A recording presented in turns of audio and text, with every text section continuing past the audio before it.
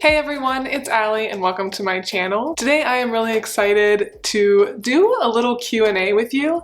So just yesterday I asked on my YouTube community tab as well as on my Instagram, which if you're not already, make sure you follow me on my Instagram. I like to interact with you guys over there. But I asked if you had any questions for me. I feel like I've been doing a ton of thrifting and reselling content lately, which is fine. That's kind of the direction that the channel has gone in. But I do want to incorporate a bit of lifestyle and just more personal things about me and my life every now and again too, just because I want you guys to get to know me a little bit better. And I was actually planning on filming kind of a day in the life with the questions that you guys asked incorporated in, but I was actually asked a pretty decent amount, and you know I tend to blab sometimes, so I figured this would definitely be a video within itself, and I definitely will be filming just kind of like a typical day in the life sometime soon. So if you like that kind of thing, definitely be on the lookout for that. And before we get into the video, do make sure you subscribe just so you don't miss any of my notifications, and it really does help me grow a lot. And it's a little early on for it, but if you want to give me a like, that would be very kind of you too. Okay, so just a couple from Instagram, so I'll start out with those first. So I was asked, how have you been doing? Know you had a hard few months.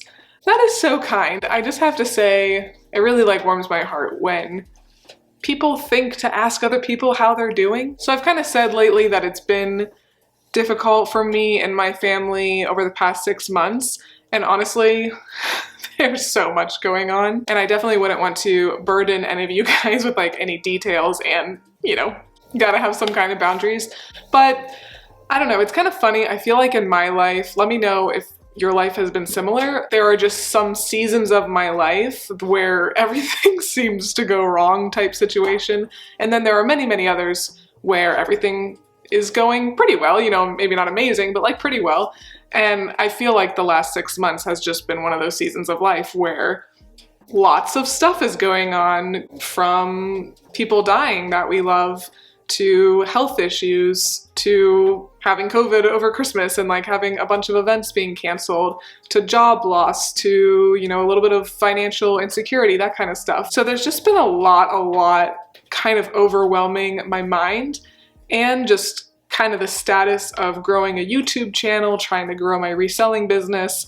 That can be really frustrating too at times. So for me, I feel like if there's just 1 or 2 things going on, I can handle it okay, but when it is just every area of life, or what it seems like every area of life, I can definitely get very overwhelmed and feel a lot of anxiety, and I've definitely been struggling with my anxiety lately. But with all that being said, my husband Ryan and I were just saying last night that we do very much feel like a new, happier, more hopeful season is coming, kind of just in time with the coming of spring. A lot of things are looking up. It seems like there's going to be a lot of bright stuff in the future. So I am really excited about that, but I do really appreciate that you guys ask about me. Okay, this is a fantastic question. This is from my friend Carrie, who is a fellow YouTuber. I'll have her channel linked down below.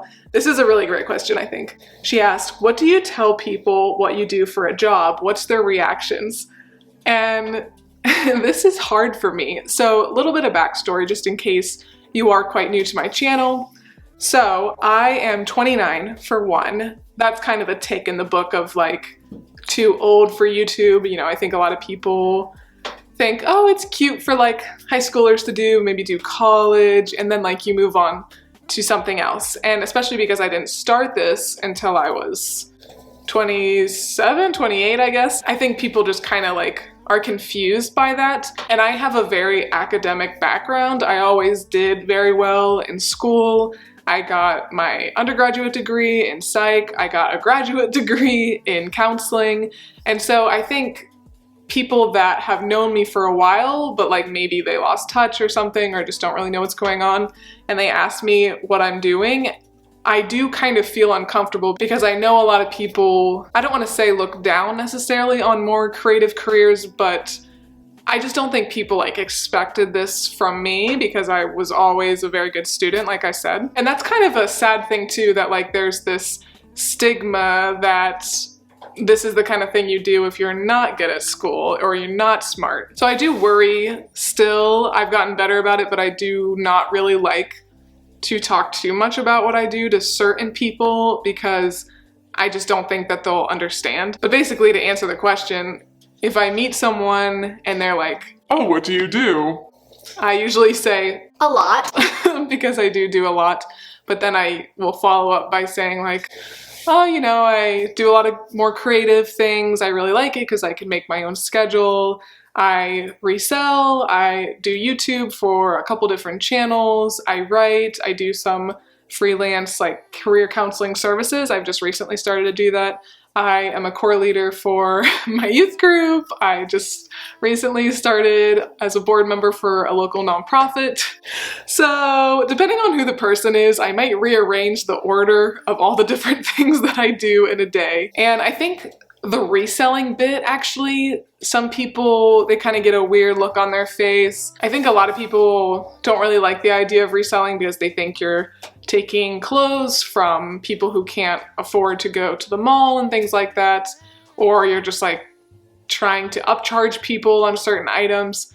And I just want them to like go into a Goodwill or go into a bins and see the vast amount of clothing that is there that will then get thrown into a dumpster, which will then go to a landfill. So I really look at reselling as a great opportunity to bring new life into clothes, some really, really great pieces of clothing that do not deserve to die yet. But yeah, a lot of people don't understand that. So depending on who the person is and if I know a little bit about them, I might not even say that I really do that much, which is sad because I don't want to hide what I do, especially because there's nothing wrong with anything that I do. And I've been doing YouTube for over 2 years now, and I don't really care now what other people think about my life choices and my career choices because I'm okay with it. My husband, thankfully, is so supportive. He's been so supportive since the beginning. My family's okay with it. But yeah, there's definitely people in my life who used to be closer to me, and I know that they don't really get it, they don't really support it, so we've kind of drifted apart, and that is a really big shame. But I've kind of moved through that because I really am kind of the happiest I've ever been. Okay, let's pop on over to the YouTube community tab. All right, my friend Cassie sent a few. She's also a YouTuber. I'll have her information linked down below. She said you could maybe talk about brain organization when you're creatively ADD is kind of chaotic, but also kind of works. So yeah, so in my last answer, I kind of said all the different things that I do. Reselling, I create videos for this channel as well as a few other channels that I'm working on building up. I do write. I'm working on a couple different books right now. I am a leader in my youth group. I am on the board of a nonprofit. That might be it. Yeah, I don't know. But my days are very full, and because I do so many different things within the day, it can definitely get overwhelming. I get a lot of anxiety sometimes. So I'm very much working on having a much better routine in my day. Like I'm gonna work on this thing from this time to this time, then this, you know, that kind of thing. So I'm actually gonna do a morning routine video pretty soon, I think. So hopefully you guys will enjoy that. But in a nutshell, what I'm gonna work on is kind of waking up, having a chill half an hour, 45 minutes or so, have time with devotional, try to ease into the day more because I'm really bad about just jumping right on my phone, seeing if I sold anything overnight, that kind of thing. So I want to ease into my day a little bit more, probably do my workouts in the morning because I never want to do them at night, and then start like listing things for the day, sharing my closet, and then move into writing. So I'm trying to be better about like having sections of my day be devoted to certain things. Yeah, it definitely is chaotic. As Cassie said, she is very, very similar to me. She's doing a lot of different stuff too. But it does kind of work in the sense that I get bored kind of easily. Like I could not be a full-time reseller because I would really start to hate it, honestly. Like I could not just be going thrifting, even like 3 days a week. Pretty much 2 days a week is my absolute max. It would get very monotonous for me to be listing so many things every day and just focusing entirely on that. And same with all the other areas too, like I couldn't do any of those full-time either. So it very much works that I just do a little bit of it all. She also said, chat about your doggos, adopt stories are so fun. And yeah, I feel like we have kind of like a decent adoption story for at least one of our dogs. So we have 2 dogs. We got Gibby first. He is about 4 years old. And we also have Bernard, who is 2 years old. Gibby is just a brown dog. The vet said he is like a complete mutt. And how we got him is, okay, so backstory, rewind. About January 2018, this is 4 months before Ryan and I got married, Ryan moved into the apartment that I would eventually move into. We chose not to live together until we got married. So yeah, he was there for about 4 months before I moved in. And pretty much like a month after he moved in, like February, he started being like, I want to get a dog. And I said, you can't get a dog right now because then the dog will love you more. Although looking back, he would have had to deal with the worst stages of puppy. So maybe I should have let him just get the dog when he wanted to. But our compromise was kind of, we can get a dog right after we get married. And yes, sure enough, we got married at the end of April. We went right on our honeymoon just down to North Carolina. And as we were driving back, Ryan like slides his phone in my face and shows me the most adorable picture of little Gibby boy. His name was Gibbs actually at the time. So he was like, can we go get Gibbs? And yeah, I think we got back. We might have like had one night of peace in our apartment. I had just moved all my stuff in. And then the next day we went to go get Gibbs. We did change his name to Gibby and, you know, dealt with a puppy for the first 6 months of our marriage. Ryan had never really had to deal with a puppy before, so he was a little bit surprised, but that was definitely a lot. And then Bernard was a less dramatic story. Once Gibby got to be about 2, we started thinking about getting another dog because Gibby is quite anxious. And we were thinking that another dog would help his anxiety a lot. And I will say that it has. But, you know, Bernard is a handful too. We decided to get an Airedale Terrier. They're the biggest of the terriers.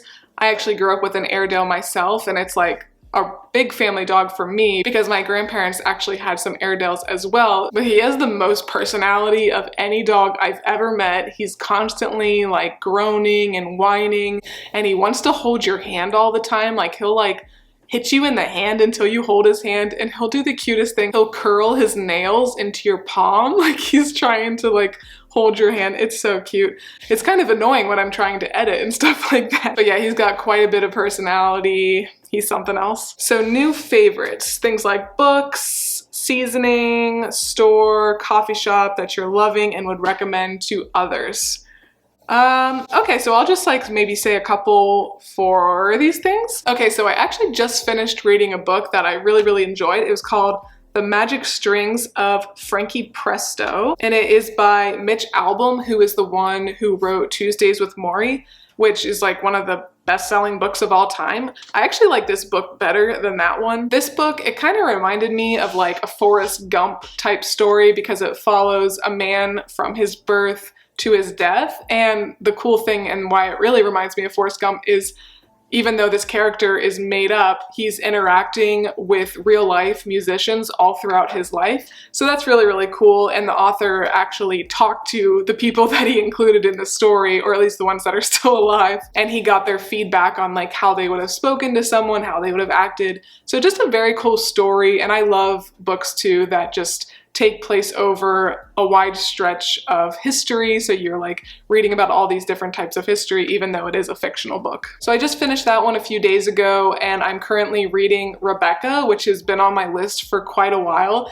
And this book is pretty cool. And the author, I think her name is like Daphne DuPont or something. Daphne du Maurier was her name. She passed away, I think, in the late 70s.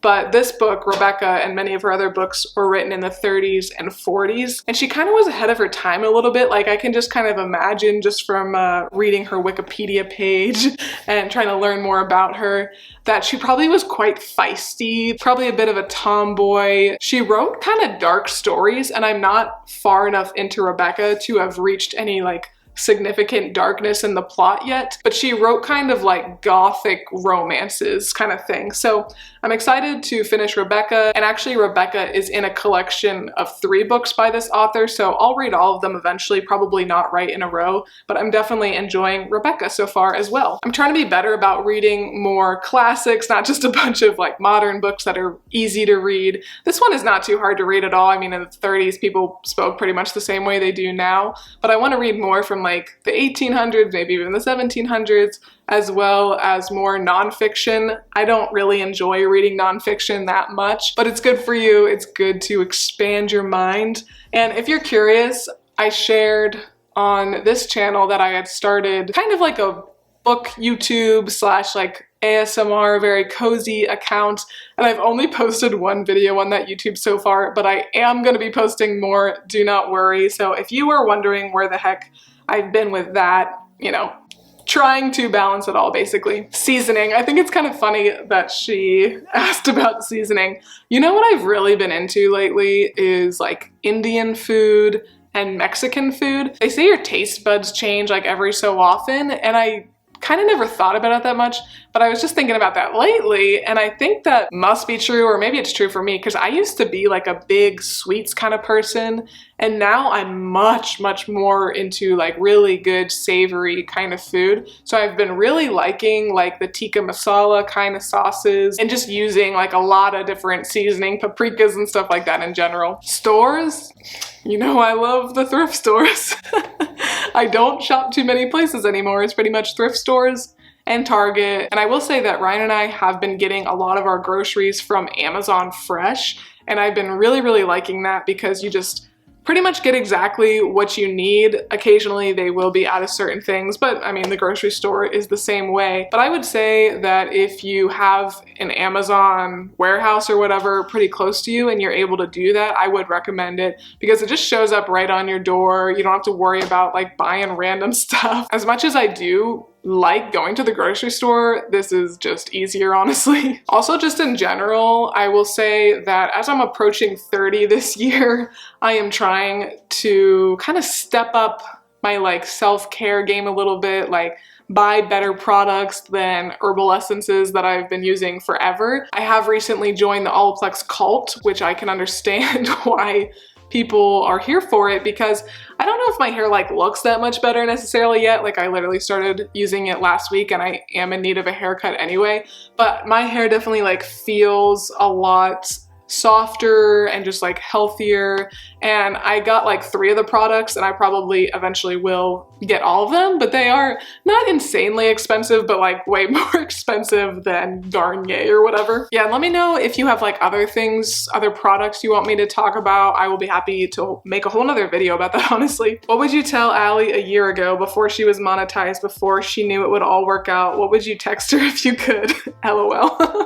LOL is right, because here's the thing. So I am so happy that I reached 1,000. I'm so happy that I'm monetized. I can't thank you guys enough for getting me to this point, because I could not have got here without you. But there are some things that I think people just don't really realize about YouTube and money in regards to YouTube. So you really don't make that much, which I knew that. I did not expect to make that much, but just to give you a general idea, it's going to be different for every person because you get paid differently depending on the kind of content you make. Like I believe people that talk about finance and business and things like that, they make more per view than like me in my thrifting. But actually the whole thrifting category and reselling seems to be pretty decent. It seems to be better than others. So as of right now, I have about 1,350-ish subscribers, and I make about $50 a month. That's it. Like I just make $50 a month, and I'm not sure how many subscribers, how many views I would need to have to be able to make any kind of livable wage from this. It seems like the way that most people who actually have YouTube as their main thing, maybe their only thing, the way that they are able to survive and like eat anything other than ramen is by getting sponsored. And from what I've seen, from what I've heard from other people, it's very hard to get sponsored if you have less than like 20,000 subscribers. So if you're not subscribed, make sure you do hit that subscribe button down below. And I think for me, one of the things that has been frustrating lately is the fact that in my head, I was like, I just have to get to 1,000 and then YouTube will start pushing me more. I'll just start growing faster. And unfortunately, I'm growing slower than I was growing before I hit 1,000.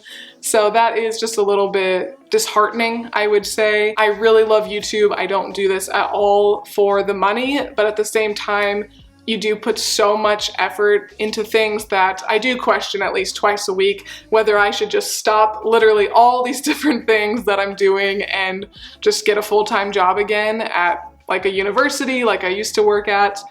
But at the end of the day, I am super grateful that as of right now, my husband Ryan and I are able to continue this situation where I do need to bring in a certain amount of money, but it doesn't have to be like a crazy amount. And I can't even tell you, I can't express to him enough how grateful I am that he does support me in this YouTube reselling, writing kind of journey, because I know a lot of other people would not be okay with it. So I guess I would text myself, good job, you're trying. It's not gonna be easy in the future, but you just gotta keep going because you do love it. Remember how crappy some of those older jobs were. Okay, just a couple more questions. What does a fun day off look like for you? And what is your favorite thing about Columbus? Oh, I guess one more question after this. I put these first two as one question. So a fun day off, if I had my perfect Saturday, let's say that. Perfect Saturday, I'm sleeping in till about 8 a.m. Ryan's bringing me my iced coffee. We gotta go Starbucks cold brew, like the ones you buy in the jug. We're not paying $5 Starbucks coffee. He's getting me the Starbucks from the jug, putting some silk caramel almond creamer in there, mix it up, bring it to me. What a beautiful start to any day, but that's a great Saturday. And then maybe we just kind of chill out for a little bit. Maybe we go for a hike. I like to spend a lot of time outside. I love like going to festivals and things like that. There's like a maple syrup festival coming up next weekend that I'm hoping we're gonna be able to go to. So I love doing that kind of thing. If we have friends in town, that's even better. Love when people come visit us. Maybe we go over to my parents' house, who we're very lucky to live pretty close to. So I like to be chill on the day off, but I do like to do things. My favorite thing about Columbus, I think, is just the fact that we have basically everything. So whatever you really wanna do, you can pretty much do it in Columbus. We actually have a lot of water here because it is so flat. So there are many people who have boats here, and I would love to get a kayak this summer. I could get really into that life. I could be that kayak girl. But we also have hiking. We have like some local, kind of like not too hard hiking within 15 minutes of my house, but then just about an hour south of us is Hocking Hills, which I actually just made a video about that a couple weeks ago, where my family and I went down to Hocking Hills to celebrate my mom and my brother's birthdays, as well as like a redo Christmas. And that is like serious hiking where you can do all these crazy trails that take hours and hours, and it's just a beautiful area. So that's only an hour south. We're also like right in the middle of the state, so it's only about an hour and a half to Cincinnati. I think it's about 2 hours to Cleveland. It takes us 3 hours to get to Pittsburgh, where we are all the time. Also like 3 hours from Indianapolis. So we're very centrally located, so that's very nice. Of course, all the concerts and things like that come through. We've got lots of great restaurants. Just a really nice place, I think, for families, good parks, good schools. So all in all, just a really wonderful, wonderful place to live. The only thing that I don't love about it is the fact that we get winter, but I will absolutely say that other people get winter way, way worse than us. And I will end the Q&A with, what is your favorite brand to wear and favorite brand to sell? That's tough. I don't think I can just pick one. I love Anthropologie. You guys know I love Anthropologie. I do like Madewell for more basics.